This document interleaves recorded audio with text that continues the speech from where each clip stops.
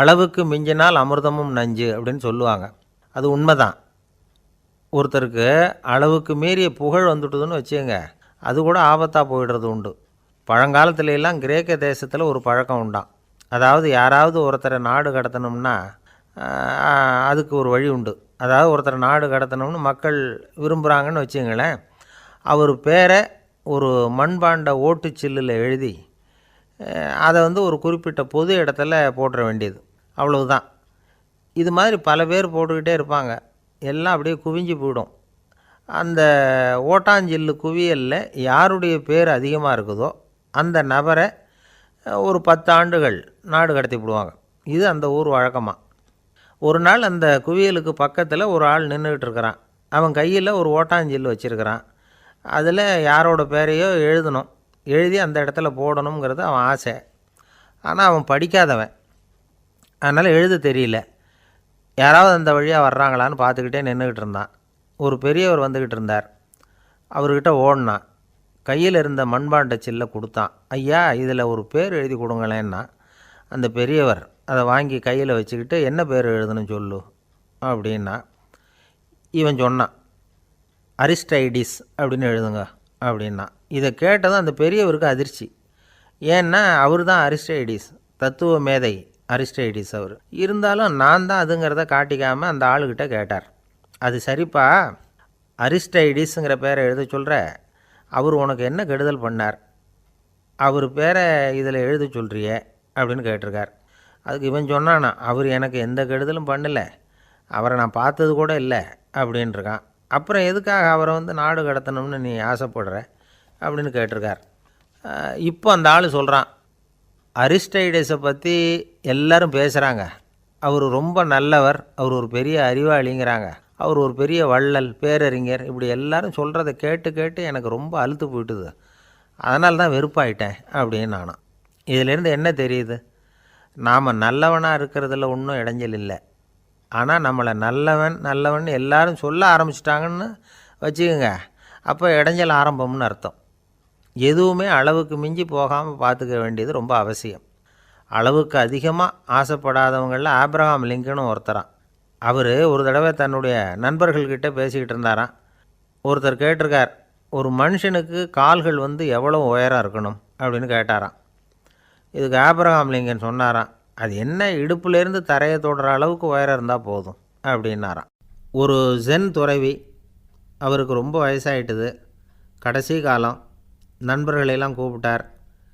நண்பர்களே, நான் வித்தியாசமான முறையில் சாகணும்னு ஆசைப்படுறேன், அதுக்கு ஏதாவது யோசனை சொல்லுங்களேன் அப்படின்னு கேட்டாராம். நண்பர்கள் சிரித்தாங்க. என்ன பேச்சு பேசுகிறீங்க, சாவறதுங்கிறது என்ன விளையாட்டு கத்தனமான காரியமா அப்படின்னு கேட்டிருக்காங்க. அந்த துறவி கொஞ்ச நேரம் யோசனை பண்ணார். அப்புறம் கேட்டாராம், இது வரைக்கும் யாராவது நடந்துக்கிட்டே இறந்துருக்குறாங்களா அப்படின்னாராம். எல்லாரும் இல்லைன்னாங்களாம். ஒருத்தர் மட்டும் சொல்லியிருக்கார், அப்படியும் ஒருத்தர் இறந்துருக்கிறதாக ஒரு கதையில் படிச்சிருக்கிறேன், ஒரு ஞானியால் தான் அப்படியெல்லாம் செய்ய முடியும் அப்படின்னு அவர் சொன்னாராம். சரி, அப்படின்னா அந்த முறை நமக்கு வேணாம், நின்றுக்கிட்டே யாராவது உயிரை விட்டுருக்காங்களா அப்படின்னு விசாரித்தாராம். அப்படியும் ஒருத்தர் இறந்துருக்கிறார் அப்படின்னாங்களாம். மறுபடியும் அந்த துறவி யோசனை பண்ணியிருக்கிறார், ஏதாவது வித்தியாசமான முறையில் நாம் போகணும் அப்படிங்கிறது அவருடைய விருப்பம். மனிதன் எப்படி வாழ்கிறானோ அப்படி இறப்பது தான் நல்லது. சரி, யாராவது தலைகீழாக யோகம் செய்யும் நிலையில் இறந்துருக்கிறாங்களா அப்படின்னு விசாரித்தாராம். நண்பர்கள் சிரித்தாங்க. தலைகீழாக நின்னபடி இறந்ததாக நாங்கள் கேள்விப்பட்டதே இல்லை, அது முடியாத காரியம் அப்படின்ட்டுருக்காங்க. இப்போ அந்த துறவிக்கு திடீர்னு உற்சாகம் வந்துட்டுது. உடனே எழுந்திரிச்சார், தலைகீழாக நின்னார், அப்படியே உயிரை விட்டுட்டார். அவ்வளோதான். அந்த மடாலயத்தில் ஒரே குழப்பம், எப்படி அவரை கீழே இறக்கி படுக்க வைக்கிறது அப்படின்னு புரியல. இப்படி உயிர் விடுறதை பற்றி அவங்க இது வரைக்கும் கேள்விப்பட்டதும் இல்லை. உண்மையிலேயே இவர் இறந்து தான் போனாராங்கிறதும் தெரியல. சோதித்து பார்த்தாங்க, இதய துடிப்பு, நாடி துடிப்பு எல்லாம் நின்று போயிருந்தது. இவர் எப்பவும் இப்படி தான், என்ன பண்ணுறது இப்போது அப்படின்னு சொல்லி எல்லோரும் குழம்பிக்கிட்டு இருக்கிற சமயத்தில் ஒரு பெரியவர் யோசனை சொன்னார். இந்த துறவியோட மூத்த சகோதரி பக்கத்து மடாலயத்தில் இருக்கிறாங்க, அவங்கள இங்கே அழைச்சிட்டு வந்தால் ஏதாவது வழி கிடைக்கும் அப்படின்னார். அந்த அம்மாவுக்கு 90 வயசு. அழைச்சிட்டு வந்தாங்க. ஒரு குச்சியை ஊன்றிக்கிட்டு அப்படியே மெதுவாக நடந்து வந்தாங்க. வந்து தம்பி தலைகீழாக நின்று உயிர் விட்டு இறக்கிறத பார்த்தாங்க. தம்பின்னு கூப்பிட்டு பார்த்தாங்க, ஒன்றும் காணோம். உடனே என்ன பண்ணாங்க, தன்னுடைய கைத்தடியால் தம்பியோட உடலை ஒரு தட்டு தட்டினாங்க. ஏன்ப்பா சாகிறப்பவும் உன்னுடைய குறும்புத்தனத்தை விடலையா? இப்படியாடா சாகிறது, ஒழுங்காக செத்து தொலை அப்படின்னாங்களாம். அவ்வளவுதான். உடனே அந்த துறவி திரும்பி நேராக நின்னார். அக்கா கோவப்படாத, நான் ஒழுங்காக சாகிறேன், எப்படி செத்தா என்ன, எல்லாம் எனக்கு ஒன்று தான் அப்படின்னு சொல்லிவிட்டு அப்படியே தரையில் படுத்து உயிரை விட்டாராம். அதுக்கப்புறம் அந்த அம்மா கோலை வந்து கையில் எடுத்துக்கிட்டு அப்படியே திரும்பி கூட பார்க்காம அவங்க பாட்டுக்கு போயிட்டாங்களாம். மரணத்தை ஒரு விளையாட்டாக ஆக்கிய அந்த துறவிக்கு வாழ்க்கையே ஒரு விளையாட்டாக தான் இருந்திருக்குது. எந்த நோக்கமும் இல்லாமல் செயல்படுறதுன்னா என்னங்கிறதும் அவருக்கு தெரிஞ்சிருக்குது. பயனை எதிர்பார்க்காமல் பணி செய்து வாழ்ந்து மறைந்த மகான் அவர். தம்முடைய தொழிலை வந்து விளையாட்டு போல் செய்ய தெரிஞ்சவருக்கு வாழ்க்கையே ஒரு விளையாட்டாக மாறிடும். எல்லாமே விளையாட்டாகி விடுகிற போது மரணமும் விளையாட்டாகிவிடும் அப்படிங்கிறது தான் அந்த தத்துவம். ஆனால் அதுக்கு முன்னாடி உங்களுக்குள்ளே இருக்கிற உண்மையான நடிகனை வந்து நீங்கள் அடையாளம் கண்டுபிடிக்கணும். நீங்கள் நடிக்க வேண்டியதே இல்லை, நீங்கள் ஏற்கனவே நடிச்சுக்கிட்டு தான் இருக்கிறீங்க. நீங்கள் இந்த உண்மையை தெரிஞ்சுக்கணும், அவ்வளவுதான். இதுதான் ஞானிகளுடைய கருத்து. நீங்கள் தெருவில் நடந்து போயிட்டுருக்கிறீங்க, எதிரில் வர்றவர் உங்களை பார்த்து எப்படி இருக்கிறீங்கன்னு கேட்குறார். நல்லா இருக்கிறேங்கிறீங்க. உண்மையிலேயே நாம் நல்லா இருக்க மாட்டோம், ஏதாவது உடம்புல கோளாறு இருக்கும். ஆனால் அப்படி சொல்லுவோம், நல்லா இருக்கிறேன் அப்படின்னு. அது நடிப்பு தானே. உங்களை சந்தித்ததில் ரொம்ப மகிழ்ச்சி அப்படின்னு சொல்கிறோம். உடனே கொஞ்சம் நிதானமாக யோசித்து பாருங்கள், உண்மையிலேயே உங்கள் மனசு மகிழ்ச்சி அடைஞ்சுட்டுதா? அது நடிப்பு தானே. வாழ்க்கையை சரியாக புரிஞ்சுக்கிட்டால் எல்லாமே நடிப்புங்கிறது புரியும். கல்யாண பத்திரிக்கை அனுப்பியிருந்தேனே, ஏன்டா வரலன்னு கேட்டான் ஒருத்தன். வந்திருந்தேனே அப்படின்னானா இவன். டேய் ஏன்டா போய் சொல்கிற, நான் பத்திரிக்கையே உனக்கு அனுப்பலையே அப்படின்ட்டுருக்கான் அவன்.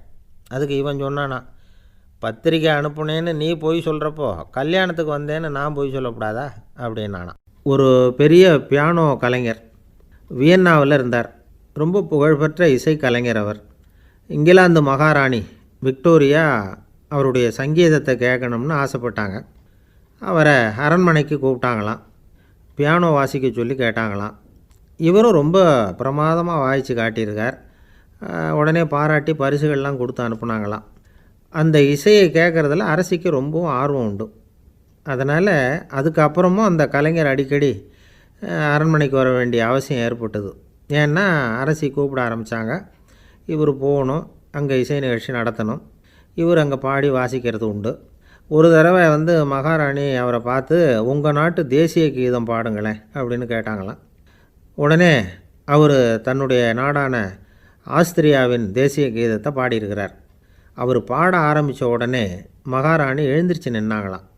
அதுக்கு மரியாதை செலுத்துகிற நோக்கத்தோடு பாட்டு முடிகிற வரைக்கும் அப்படியே நின்றுக்கிட்டு இருந்தாங்களாம். இதுதான் அந்த அரசியினுடைய பெருந்தன்மை. அதாவது நாட்டுப்பற்றுங்கிறது அந்த அளவுக்கு அப்படி இருக்கணும். இப்படி ஒரு அரசியே நம்ம நாட்டு தேசிய கீதத்துக்கு எழுந்திரிச்சு நின்று மரியாதை செலுத்துகிறாங்க அப்படிங்கிறத புரிஞ்சிக்கும் பொழுது அந்த முதிய கலைஞரின் மகிழ்ச்சிக்கு அளவே இல்லையாம்.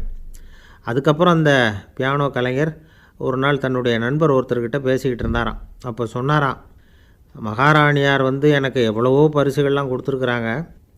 ஒரு தடவை எனக்கு வைரக்கல் பதித்த அணி ஒன்றை கூட பரிசாக கொடுத்தாங்க. ஆனால் அதை விட உயர்ந்த விலை மதிக்க முடியாத அணி என்ன தெரியுமா? நான் என்னுடைய நாட்டு தேசிய கீதத்தை நான் பாடுறப்போ அவங்க எழுந்திரிச்சு நின்று மரியாதை செலுத்தினாங்களே, அதுதான் எனக்கு கிடைச்ச மிகப்பெரிய பரிசு அப்படின்னாராம். எனக்கு தெரிஞ்ச சங்கீத வித்வான் ஒருத்தர் இருக்கார். சமீபத்தில் ஒரு நாள் அவரை பார்த்தேன். எப்படி போயிட்டுருக்கு உங்கள் தொழில் அப்படின்னு கேட்டேன். ரொம்பவும் வித்தியாசமாக போயிட்டுருக்குங்க அப்படின்னார். என்ன சொல்கிறீங்க அப்படின்னேன்.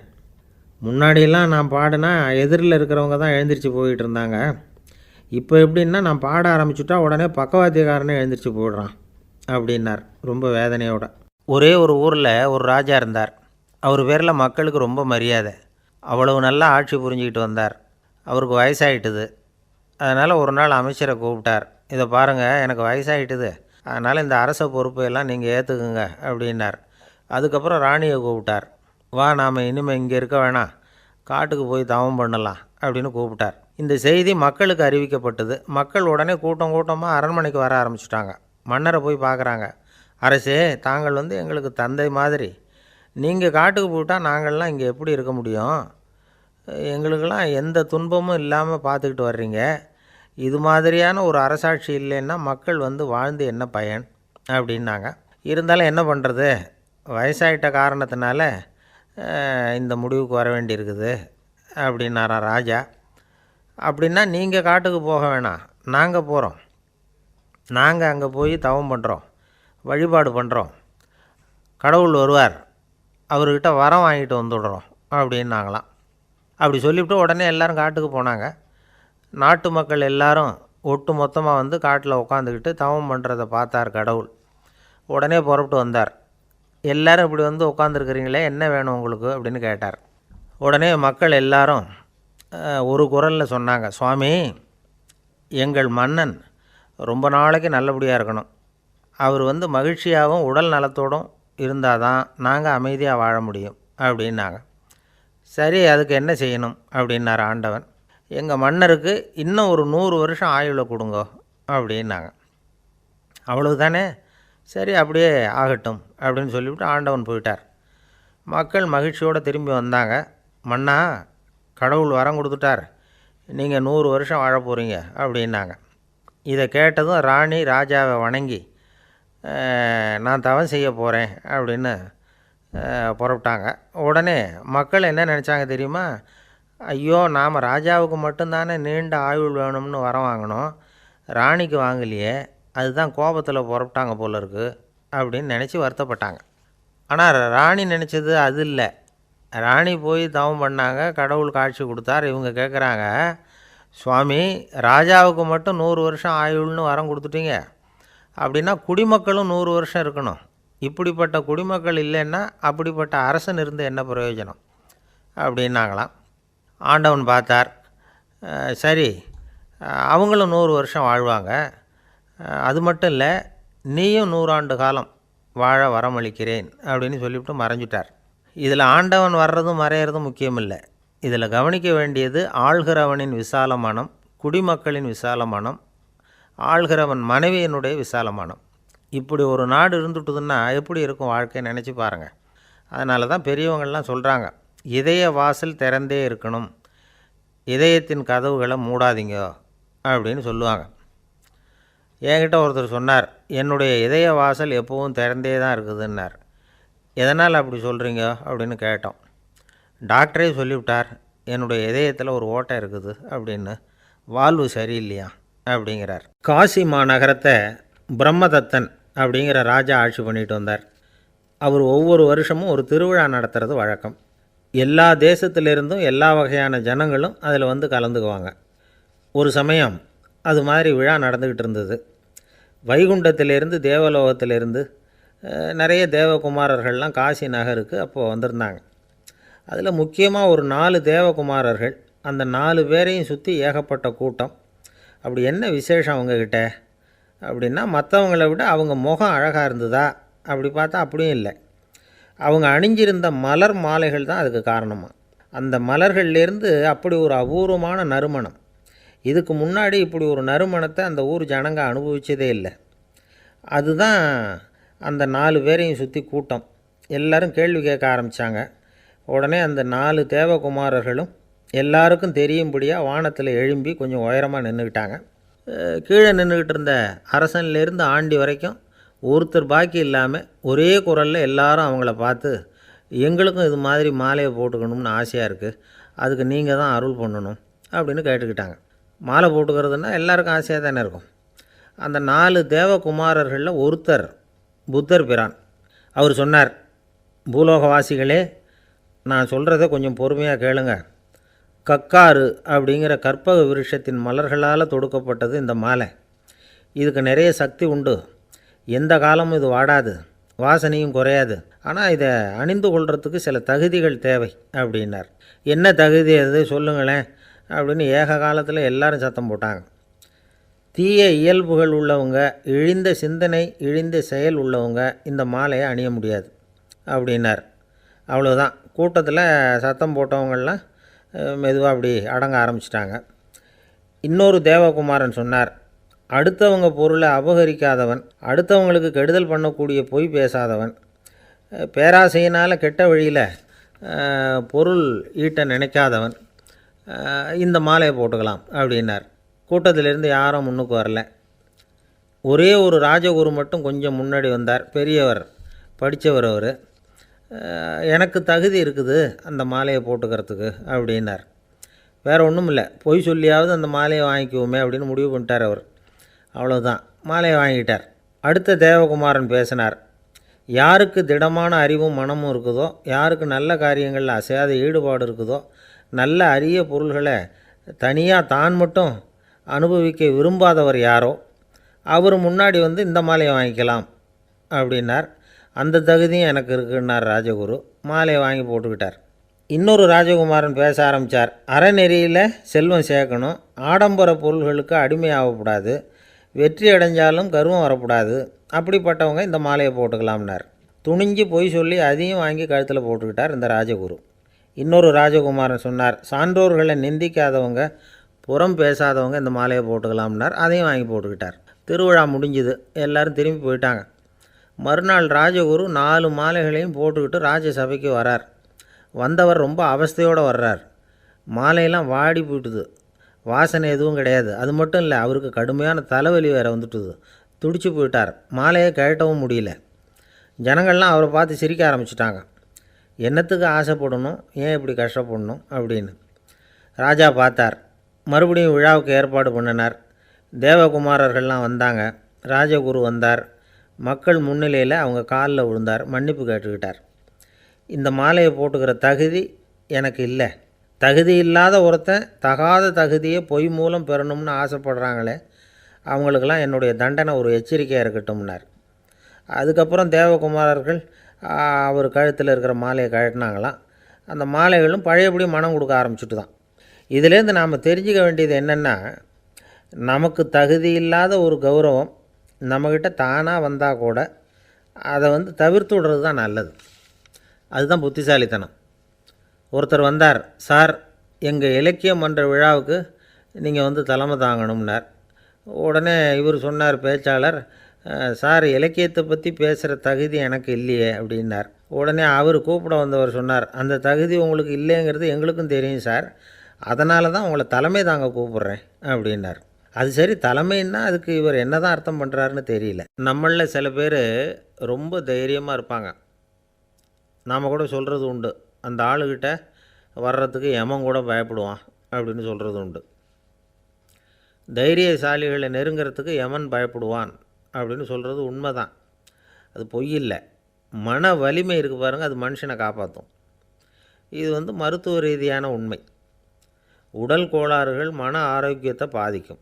மன எழுச்சி, மன போராட்டம் இதெல்லாம் உடல் இயக்கத்தில் மாறுதலை உண்டாக்குது. சில வகையான நோய்களுக்கும் மனசுக்கும் இருக்கிற சம்பந்தம் என்னங்கிறத பற்றியெல்லாம் இப்போ ஆராய்ச்சி பண்ணுறாங்க. ஆஸ்மா, மூட்டு வலி, பெருங்குடல் அழற்சி, உயர் இரத்த அழுத்தம், சோரியாசிஸுங்கிற தோல் வியாதி, வயிற்று புண்ணு, இந்த தைராய்டு நச்சுத்தன்மை, இது மாதிரி நோய்களை உண்டாக்குறதில் மனசோட பங்கு என்னங்கிறத பற்றியெல்லாம் ஆய்வு பண்ணி பார்த்துருக்குறாங்க. எதுக்கு எடுத்தாலும் சோர்ந்து போகிறது, தோண்டு போகிறது, இப்படிப்பட்ட மனவாகு, அதோட யாரும் நமக்கு உதவ முடியாது அப்படிங்கிற மனோபாவம், கைவிடப்பட்ட மனநிலைமை, இதெல்லாம் நோயோட தீவிரத்தை ரொம்ப அதிகரிக்க செய்யுதான். இவங்கெல்லாம் அந்த கைகால் வலிக்குது, உடம்பு அசதியாக இருக்குது, தூக்கம் வரல, முதுகு வலிக்குது, உடம்பில் உணர்ச்சி குறையுது, கை கால் விரல்லாம் மரத்து போகுது, இப்படி ஏதாவது சொல்லிக்கிட்டு டாக்டர்களை தேடி வந்துக்கிட்டு இருப்பாங்க. நெஞ்சு வலி யாருக்கு வருது தெரியுமா? பதற்றம், போட்டி மனப்பான்மை, அளவுக்கு அதிகமான வேகம், துடிப்பு, பேராசை, இதுலேயும் கட்டுப்பாடு, நேரம் தவறாமை, அப்புறம் இதெல்லாம் உள்ள மனவாக உள்ளவங்க இருக்கிறாங்கள்ல, அவங்க பெரும்பாலும் நெஞ்சு வலிக்கு ஆளாயிடுறாங்களாம். ஃப்ரீட்மேன் அப்படிங்கிறவர் நிறைய ஆராய்ச்சியெல்லாம் பண்ணி பார்த்துட்டு இதை உறுதிப்படுத்தியிருக்கிறார். அவர் பண்ணின ஆராய்ச்சியில் என்னெல்லாம் தெரிய வந்தது தெரியுமா? பொறுப்பு அதிகம் உள்ளவங்களுக்கு கண்டிப்பாக ரத்த அழுத்தம் வரும், அதிகமாக இருக்குமா. அதே மாதிரி கண்டிப்பாக இருக்கிறாங்கல்ல, அவங்களுக்கும் ரத்த அழுத்தம் அதிகரிக்குமா. ரத்த அழுத்தம் தனக்கு அதிகமாக இருக்குங்கிறத தெரிஞ்சுக்கிட்டவங்க தலைவலி, மயக்கம், இந்த தலை சுத்தல், அசதி, இது மாதிரியான உணர்வுகளை அவங்களுக்கு வந்துடும், அது மாதிரி உணர்வு. ஆனால் உண்மை என்ன தெரியுமா? இதெல்லாம் ரத்த அழுத்தத்தினால இல்லை, இரத்த அழுத்தம் கட்டுப்பாட்டுக்குள்ளே இருந்தால் கூட இவங்க இப்படி நினைக்கிறாங்களாம். இதுக்கு காரணம் மனசு தான் அப்படிங்கிறார் அவர். சில பேர் எப்படி தெரியுமா, ஒருத்தர் மாரடைப்பால் இறந்து போனார் அப்படின்னு கேள்விப்பட்டால் போதும், இறந்து போகிறதுக்கு காரணம் இதயம்தான் அப்படிங்கிற பீதியால் இதய தளர்ச்சி அப்படிங்கிற மனநோயால் பாதிக்கப்படுறார். இவங்கெல்லாம் அடிக்கடி தங்களுடைய இதய பகுதியை தொட்டு பார்த்துக்குவாங்க, நாடியை பிடிச்சி பார்த்துக்குவாங்க. அடிக்கடி மூச்சை உள்ளுக்கு இழுத்து வெளியில் விட்டு வலி வருதா அப்படின்னு பார்த்துக்கிட்டு இருப்பாங்க. வேறு எங்கேயாவது வலிச்சா கூட நெஞ்சை வலிக்குதா அப்படின்னு பார்ப்பாங்க. நெஞ்சு வலிக்குதுன்னு கூட சில பேர் சொல்ல ஆரம்பிச்சிருவாங்க. ஆஸ்மாவுக்கும் மனசுக்கும் சம்பந்தம் உண்டு. தீர்வு காண முடியாத மன போராட்டங்கள் எல்லாத்துக்கும் அடுத்தவங்களையே சார்ந்து இருக்கிற மனநிலை, இதெல்லாம் ஆஸ்மாவினுடைய தீவிரத்தை அதிகப்படுத்திடும். பயம், இது எப்படின்னா என்ன நடக்குமோங்கிற பதட்ட நிலை, அப்புறம் இந்த பயம் இதெல்லாம் சுவாசித்தலை அதிகரிக்க செய்யுது இல்லையா. இதனால் இரத்தத்தின் காரத்தன்மை அதிகமாகி நோயின் தீவிரமும் அதிகமாகுது. மன போராட்டம், மனக்கவலை, மன இறுக்கம் இதெல்லாம் தோல் வியாதியை தூண்டி விடுதான். இது மாதிரி இன்னும் எவ்வளவோ இருக்குது. அதனால் இன்றைக்கி நமக்கு தேவை என்னென்னா மன வலிமை, மலர்ந்த முகம். இது ரெண்டும் இருந்துட்டுதுன்னா பலவிதமான நோய்கள் நம்மக்கிட்ட நெருங்கி வராது. டாக்டர் என்ன நெருங்காமல் இருக்கிறதுக்கு நான் ஒரு காரியம் பண்ணுறேன் அப்படின்னார் ஒருத்தர். அவர் என்ன அர்த்தத்தில் சொன்னார்னா, டாக்டர் அவரை நெருங்காமல் இருக்கிறதுக்கு அவர் ஒரு காரியம் பண்ணுறாராம். நண்பர்கிட்ட சொன்னார். நண்பர் கேட்டார், அது என்ன காரியம் பண்ணுற அப்படின்னு கேட்டார். தினம் ஒரு ஆப்பிள் பழம் சாப்பிட்றேன்னார் அவர். ஏன்னா ஆங்கிலத்தில் ஒரு பழமொழி சொல்லுவாங்கள்ல, an apple a day keeps doctor away அப்படிம்பாங்க. ஒரு ஆப்பிள் பழம் சாப்பிட்டா டாக்டர் விலகியே இருப்பார், டாக்டர்கிட்ட போக வேண்டிய அவசியம் இருக்காது அப்படிங்கிறதுக்காக அந்த பழமொழி சொல்கிறது. என்னென்னா, யாருமே நெருங்காமல் இருக்கிறதுக்கு நான் ஒரு காரியம் பண்ணுறேன்னார் இன்னொருத்தர். டாக்டர் நெருங்காமல் இருக்கிறதுக்கு ஆப்பிள் பழம் சாப்பிட்றேன்னார் அவர். என்னை யாருமே நெருங்காமல் இருக்கிறதுக்கு நான் ஒரு காரியம் பண்ணுறேன்னார் இன்னொருத்தர். அது என்னன்னு கேட்டோம். தினம் ஒரு பூண்டு சாப்பிட்றேன்னார். ஏ கார்லிக் எ டே கீப்ஸ் எவ்ரிபடி அவே அப்படின்னு அதுக்கு ஒரு புது விளக்கமும் கொடுத்தார். என்னை விட யோக்கியம் இந்த உலகத்தில் வேறு யாரும் இல்லை சார் அப்படின்னார் ஒருத்தர். அவரை விட அயோக்கியன் வேறு யாரும் இருக்க முடியாதுங்கிற முடிவுக்கு கேட்டவங்க வந்துட்டாங்களாம். மனுஷனுக்கு இருக்கிற ஒரு மிகப்பெரிய குறையே தன்கிட்ட இருக்கிற குறை அவனுக்கு தெரியாமல் போகிறது தான். ஆனால் அடுத்தவங்ககிட்ட இருக்கிற குறை இவனுக்கு தெளிவாக தெரிஞ்சிடும். ஒரு ஒட்டகம் ஒரு கொக்கை பார்த்து ஒரு கேள்வி கேட்டுதான். என்ன கேள்வி தெரியுமா? உன் கழுத்து ஏன் இப்படி வளைஞ்சி போயிருக்குது அப்படின்னு கேட்டிருக்கு. இதுக்கு உடம்பே வளைச்சல். இது போய் கொக்கை கிண்டல் பண்ணுது. இன்றைக்கி மனித சுபாவமும் கிட்டத்தட்ட இப்படி தான் இருக்குது. இந்த உலகத்தில் குறையில்லாத மனிதர்கள் யாரும் கிடையாது, நாம் உள்பட அப்படிங்கிறத முதல்ல நாம் நல்லா புரிஞ்சுக்கணும். ஒரு ஊரில் ஒரு விற்பனை நிலையம் இருந்தது. செல்ல பிராணிகளை விற்பனை செய்கிற நிலையம் அது. நாய், கிளி, பூனை இப்படி நிறைய வச்சு விற்பனை பண்ணிகிட்டு இருக்கிறாங்க. நாய்க்குட்டி விற்பனை செய்கிற பகுதியில் ஒரு சிறுவன் நின்றுக்கிட்டு இருந்தான். விற்பனை செய்கிற ஆளுக்கிட்ட விலை கேட்டுக்கிட்டு இருந்தான். அதோ இருக்குதே அந்த நாய்க்குட்டி என்ன விலை அப்படின்னு கேட்டானா. 1000 ரூபா அப்படின்னாரான். சரி அது வேணாம், இது என்ன விலைன்றிருக்கான். 500 ரூபா அப்படின்னாரான். இந்த சின்ன பையன் கையில் வச்சுருந்தது வெறும் 50 ரூபா தான்.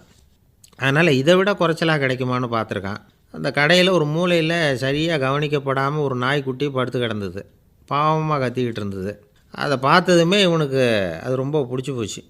உடனே அந்த கடைக்காரரை பார்த்து, அதுவும் அந்த மூலையில் படுத்து கிடக்குதே அந்த நாய்க்குட்டி என்ன விலை அப்படின்னு கேட்டிருக்கான். தம்பி, அது ஒரு கால் ஊனம், அதனால் அது உன்னோட குதித்து விளையாடவோ ஓடுறதோ அதால் முடியாத காரியம் அப்படின்ட்டுருக்கார் அவர். அது தெரிஞ்சுதாங்க கேட்குறேன், அதோட விலை என்ன அதை மட்டும் சொல்லுங்களேன் அப்படின்ட்டுருக்கான். தம்பி, இது கால் ஊனம் உள்ள ஒரு நாய். இதை போய் காசு கொடுத்து வாங்கிறதுக்கு யாராவது பிரியப்படுவாங்களா? இதை நான் உனக்கு இலவசமாகவே தர்றேன், எடுத்துகிட்டு போ அப்படின்னாரான். இதை கேட்டதும் அந்த சிறுவனுக்கு கோவம் வந்துட்டு தான். நீங்கள் ஒன்றும் சும்மா கொடுக்க வேணாம், இந்தாங்க 50 ரூபா, இதை வச்சுக்கிட்டு நாய்க்குட்டியை கொடுங்க அப்படின்ட்டுருக்கான். அவருக்கு ஒன்றும் புரியல, ஆச்சரியமாக இருந்தது. சரின்னு பணத்தை வாங்கிட்டு நாய்க்குட்டியை தூக்கி கொடுத்தார். அந்த சிறுவன் அந்த நாய்க்குட்டியை 2 கையாலையும் வாங்கினா, மார்போடு பிரியமாக சேர்த்து அணைச்சிக்கிட்டான். தெருவில் இறங்கி நடக்கிறான். அப்படி நடக்கும்பொழுது தான் பார்க்குறார், கடைக்காரர் ஆச்சரியமாக அவனை பார்க்குறார். அப்போ தான் அவருக்கு ஒரு விஷயம் புரியுது. அந்த சிறுவன் தெருவில் நாய்க்குட்டியை மார்போடு அணைச்சிக்கிட்டு விந்தி விந்தி நடந்து போய்கிட்டு இருக்கிறான். ஆமாம், அவனுக்கும் ஒரு கால் ஊனம். இந்த நாய்க்குட்டியை யாருமே வாங்க மாட்டாங்கன்னு நினச்சிக்கிட்டு இருந்தார். குறையுள்ள அதுக்கும் ஒரு எஜமானன் கிடச்சிட்டான். அதனால் ஊனம் ஒரு குறை இல்லை அப்படிங்கிற உண்மையை அந்த கடைக்காரர் புரிஞ்சுக்கிட்டாராம். நம்மால் ஒருத்தர் கொஞ்சம் வயசானவர், எழுந்திரிச்சு சரியாக நடக்க முடியாது, சாய்வு நாற்காலியிலேயே எப்பவும் உட்காந்துருப்பார்.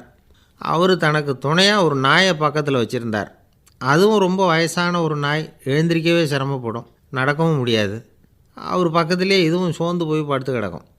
அந்த பெரியவரை பார்க்க வந்த ஒருத்தர் கேட்டார், ஏங்க ஒரு சின்ன பையனை உங்களுக்கு துணையாக வச்சுக்கக்கூடாதா? இந்த நாயை உங்களுக்கு பாதுகாப்பாக வச்சுருக்கிறீங்களே, உங்களுக்கு ஒரு ஆபத்துன்னா இது எப்படி உங்களுக்கு உதவ முடியும் அப்படின்னார். அப்போ அவர் சொன்னாராம், எனக்கு ஒரு ஆபத்துன்னா அந்த சமயத்தில் இந்த நாய் என்னை தனியாக விட்டுட்டு ஓடி போயிடாமல் இருக்கணும்ல, அதுக்காக தான் இதை நான் வச்சுருக்கிறேன் அப்படின்னாராம். பொங்கல் திருநாள். பொங்கல் திருநாள்னால் இது ஏதோ அறுவடை திருநாள் அப்படின்னு சொல்லுவோம். அதாவது வருஷம் பூரா நாம் பாடுபட்டு அதனுடைய பலனை அனுபவிக்கிற நாள் அப்படிங்கிறது நாம் சொல்லிகிட்டு இருக்கிறது. இது முக்கியமாக இது ஒரு நன்றி அறிவிப்பு நாள் அப்படின்னு சொல்லுவாங்க. இன்றைக்கி நிறைய நன்றி அறிவிப்பு கூட்டம்லாம் நடந்துக்கிட்டு இருக்குல்ல, அது மாதிரி விவசாயிகள் நடத்துகிற ஒரு நன்றி அறிவிப்பு விழா இது. யாருக்கு நன்றி சொல்கிறாங்கன்னா ஆதவனுக்கு. அதாவது சூரியன் இல்லைன்னா விவசாயம் இல்லை. அதனால் ஆதவனுக்கு நன்றி செலுத்துகிற நாளாக இந்த பொங்கல் திருநாளை நாம் கொண்டாடுறோம். அதாவது இந்த பொங்கலில் விவசாயிகள்கிட்டேருந்து நிறைய பண்புகளை நாம் தெரிஞ்சுக்க வேண்டிய நாள் இது. விவசாயிகள் அவங்க விவசாயம் முன்னேறி இருக்கிற அளவுக்கு விவசாயிகளுடைய வாழ்க்கை தரம் முன்னேறலை. அந்த அளவுக்கு அவர்கள் நாட்டுக்காக உழைச்சிக்கிட்டு இருக்கிறாங்க.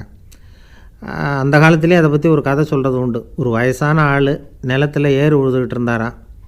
கிழிஞ்சு போன ஒரு சின்ன துண்டை தான் இடுப்பில் கட்டியிருந்தாராம். தலையில் ஒரு கந்தலை சுற்றி இருந்தார். உடம்பு பூரா சேரு, ரொம்ப ஏழை. ஏறு ஓட்டிகிட்டு இருக்கிறவர் வேறு எப்படி இருப்பார்? இருந்தாலும் அந்த ஆள் ரொம்ப ஜாலியாக பாட்டு பாடிக்கிட்டே ஏறு உழுதுகிட்டு இருந்தாராம். உடம்புல தான் அவர் ஏழையை தவிர மனசில் ஒரு ஏழையாக தெரியல. அந்த சமயத்தில் அந்த நாட்டு ராஜா அந்த பக்கமாக குதிரை மேலே வந்தாராம். வேட்டைக்கு போயிட்டு பரிவாரங்களோடு திரும்பி வந்துக்கிட்டு இருக்கிறார். ரொம்ப செல்வ செழிப்பில் இருக்கிற ராஜா அவர் இந்த வயசான விவசாயியை பார்த்துருக்கார். இந்த ஆள் ரொம்பவும் ஏழைங்கிறது அவர் பார்த்தாவே பளிச்சுன்னு தெரியுது. கட்டிக்கிறதுக்கு நல்ல துணி இல்லை, உடம்போ இழைச்சி போயிருக்குது, வயிறு முதுகில் போய் ஒட்டிகிட்டு இருக்கு, கண்ணு குழி விழுந்து போயிருக்குது. ஆனாலும் முகத்தை பார்த்தா சந்தோஷமாக இருக்கிற மாதிரி இருக்குது. இவ்வளோ உற்சாகமாக பாடிக்கிட்டு இருக்கிறாரே அப்படின்னு ஆச்சரியமாக நினச்சி பார்த்தார் அந்த ராஜா. சரி, அவர்கிட்ட கொஞ்சம் பேச்சு கொடுத்து பார்க்கலாம் அப்படின்னு முடிவு பண்ணார்.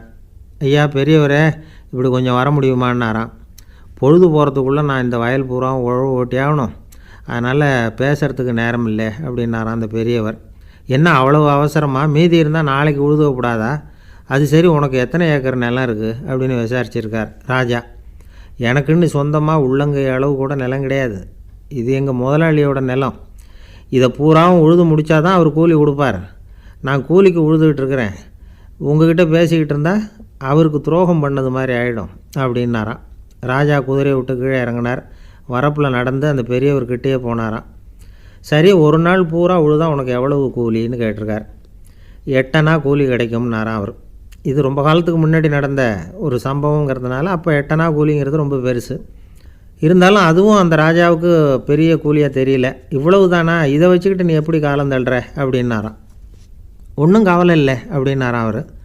ராஜாவுக்கு ரொம்ப ஆச்சரியமாக போச்சு. 8 அணா கூலி வாங்குகிற இந்த ஆள் கவலை இல்லாமல் இருக்கிறார், ஏராளமான வசதியோடு இருக்கிறன்னா கவலை இல்லாமல் வாழ முடியலையே அப்படின்னு நினச்சி பார்த்துருக்கார். அது சரி, 8 அணாவில் எப்படி குடும்பம் நடத்துகிற அப்படின்னு கேட்டாராம். எனக்கு கிடைக்கிற 8 அணாவில் 2 அணா குடும்பத்துக்கு செலவழிக்கிறேன், 2 அணா பழைய கடனுக்கு கொடுக்குறேன், 2 அணா தர்மம் செய்கிறேன், 2 அணா வட்டிக்கு கொடுக்குறேன், ஒரு குறையும் இல்லைன்னாராம். ராஜாவுக்கு ஒன்றும் புரியல. எனக்கு ஒன்றும் புரியலேன்னு இருக்கார். ஐயா, எனக்கும் என் மனைவிக்கும் 2 அணா செலவாகுது. வயசான அம்மா அப்பா இருக்கிறாங்க, சின்ன வயசில் என்னை காப்பாற்றினவங்க அவங்க. அந்த கடனுக்கு 2 அணா செலவாகுது, அது பழைய கடன். என் தங்கச்சி ஒருத்தி ஆதரவு இல்லாத நிலைமையில் தன்னுடைய மகனோட என் வீட்டில் இருக்கிறா. அவளுக்கும் அவள் மகனுக்கும் 2 அணா செலவு பண்ணுறேன், அது தர்மம். எனக்கு 2 பிள்ளைங்க இருக்கிறாங்க, அவங்களுக்கு 2 அணா செலவு பண்ணுறேன், அது வட்டிக்கு கொடுக்குறது மாதிரி. பிற்காலத்தில் அவங்க எங்களை காப்பாற்றுவாங்க. அந்த வகையில் நான் திருப்தியோடு வாழ்ந்துக்கிட்டு இருக்கிறேன் அப்படின்னாராம். ராஜாவுக்கு அர்த்தம் புரிய ஆரம்பிச்சுதான். அந்த பெரிய நிலத்தை விலை கொடுத்து வாங்கி அந்த பெரியவருக்கே தானமாக கொடுத்துட்டாராம். இப்போ உழுதவருக்கே நிலம் சொந்தமாகிட்டுது. அன்னையிலேருந்து அரசனுக்கும் ஆறுதல் கிடைச்சிதான். இப்படி ஒரு கதை சொல்லுவாங்க. எட்டனா வருமானத்தை வச்சுக்கிட்டு எப்படி காலத்தை தள்ளுறதுன்னு சொல்கிறதுக்காக இந்த கதையை சொல்கிறதாக யாரும் தப்பாக நினச்சிக்கக்கூடாது. கிடைக்கிறத எப்படி பங்கு போடுறார், எப்படி திருப்தியாக வாழறார் அப்படிங்கிறது தான் முக்கியம். அது மாதிரி இன்றைக்கு இந்த பொங்கல் திருநாளில் உழவர்கள் மனசு மகிழ்ச்சியாக இருந்ததுன்னா அது எல்லாரும் மகிழ்ச்சியாக இருக்கிறது மாதிரி அர்த்தம். அதனால் அவர்கள்ட்டேருந்து நாம் பாடம் கற்றுக்கணும். சில உழவர்கள் தங்கள் நிலத்தில் விளையிறத தாங்கள் சாப்பிட மாட்டாங்க. அடுத்தவங்கள்ட்ட விற்றுட்டு சந்தையில் போய் வேறு அரிசி வாங்கிட்டு வந்து தான் இவங்க சாப்பிடுவாங்க. அப்படிப்பட்ட விவசாயிகள்லாம் இது உண்டு. பங்கிடுகிற பண்பை உழவர்கள்ட்டேருந்து கற்றுக்கொள்ளுங்கள் அப்படிம்பாங்க.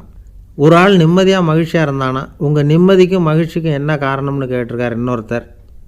என்கிட்ட இருந்தது பூராவையும் என் பிள்ளைங்களுக்கு சமமாக பங்கு போட்டு கொடுத்துட்டேன், எனக்குன்னு எதுவுமே வச்சுக்கல, அதுதான் நிம்மதிக்கு காரணம்ன்றிருக்கான். உங்ககிட்ட இருந்தது எவ்வளவு இருந்தது அப்படின்னு கேட்டிருக்காரு அவர்.